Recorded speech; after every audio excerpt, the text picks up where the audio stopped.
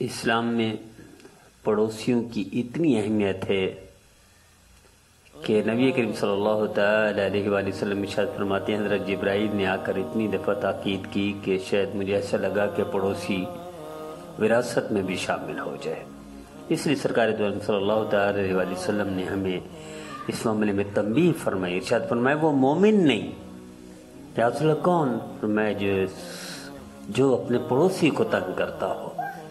اس لیے اس نیک عورت کو بھی سرکار دو عالم صلی اللہ علیہ وسلم نے ارشاد فرمایا وہ جہنمی عورت ہے. کیوں؟ پڑوسیوں کو تنگ کرتی ہے. میرا دیدو سرکار دو عالم صلی اللہ تعالی وسلم نے تو پڑوس کو اتنا وہ کیا، اخلاق سے نوازا، اتنا پیار محبت سے نوازا کہ وہ گواہیاں دینے لگ گئے کہ آپ صادق اور امین ہیں.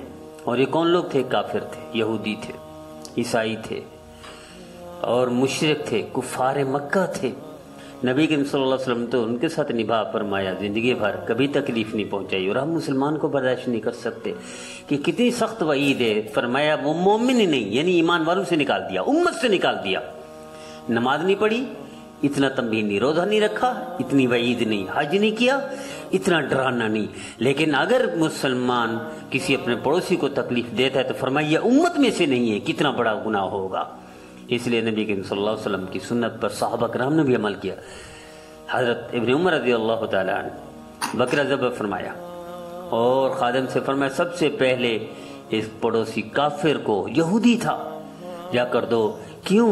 نبی کریم صلی اللہ علیہ وسلم بھی ایسے ہی کافروں پڑوس میں کافر کو ہوتا تھا تو بھی اسے نوازتے تھے. تو ہم بھی سب سے پہلے اپنا ہدیہ، سب سے پہلے گوشت، سب سے پہلے صدقہ اسی کافر یہودی کو دیں گے.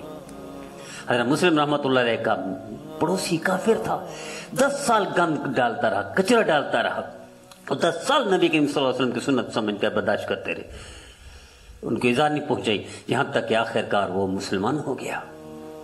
ہم تو ایسے ہی تھے، ہماری وجہ سے لوگ مسلمان ہو جاتے تھے، پڑوس میں رہنے کی وجہ سے. ہم تو ایسے تھے ہماری وجہ سے کہ مسلمانوں کی وجہ سے کافر پڑوسی ہوتے تھے، ان کے مکانوں کی قیمت بڑھ جاتی تھی.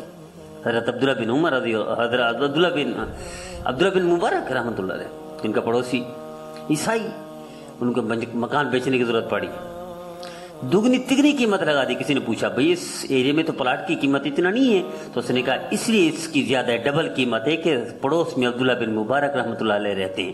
ہمارے تو یہ اخلاق تھے، ہم جنت کے وارث سے، جنتی اخلاق تھے. اور آج ہم اتنا گر گئے تھے، مسلمان کو دیکھنا پسند نہیں کرتا، مسلمان کو سلام نہیں کرتا، مسلمان پڑوسی کو جانتا نہیں ہے، اور اتنی تکلیف دیتا ہے کہ دیکھنا گوارا نہیں کرتے، سلام کرنا دور کی بات ہے. میرے عزیزو اتنا بھی گرنا تھا ہم نے.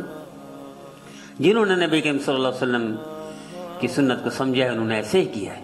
حضرت مفتی شفیع صاحب رحمۃ اللہ علیہ، مفتی اعظم پاکستان، وہ فرماتے ہیں میرے استاد تھے سید اصغر حسین شاہ صاحب رحمۃ اللہ علیہ، اللہ ان کی قبر کو نور سے بھر دے، کروڑوں رحمت نازل فرمائے. وہ ہر سال بارش آتی تھی مکان گر جاتا تھا، کچا مکان تھا، حالانکہ صاحب ثروت، مالدار، رئیس، امیر خاندان. تو مفتی شفیع صاحب رحمۃ اللہ علیہ جو کہ شاگرد تھے، استاد محترم مکان بنوا لیں، ہر سال بنوانا پڑتا ہے، کچا ہے، گر جاتا ہے بارشوں میں.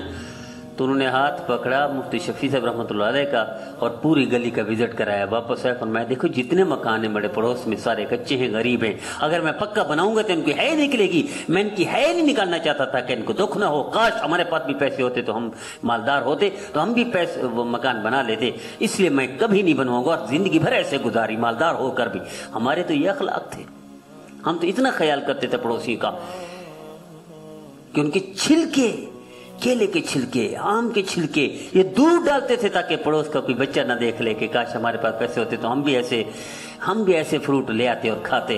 وہ چھلکے اتنا دور پھینکتے تھے میرا عزیزو کہ ہم اس لحاظ سے دیکھیں تو ہم مسلمان بھی بچے ہیں نہیں.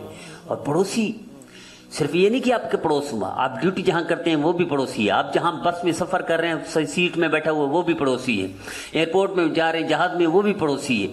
ہر حال میں پڑوسی کا احترام کرنا ہے. فرمایا جو اللہ کے رسول پر ایمان رکھتا ہو، قیامت کے دن ایمان رکھتا ہو، وہ پڑوسی کا احترام کرے. پڑوسی کو تنگ کون کرتا ہے؟ جس کا اللہ کے رسول پر ایمان نہیں، قیامت پر ایمان نہیں. تو کیا مسلمان نہیں رہے کہ ہم پڑوسی کو تنگ کریں، پڑوسی کو سلام نہ کریں، پڑوسی کو تکلیف پہنچے؟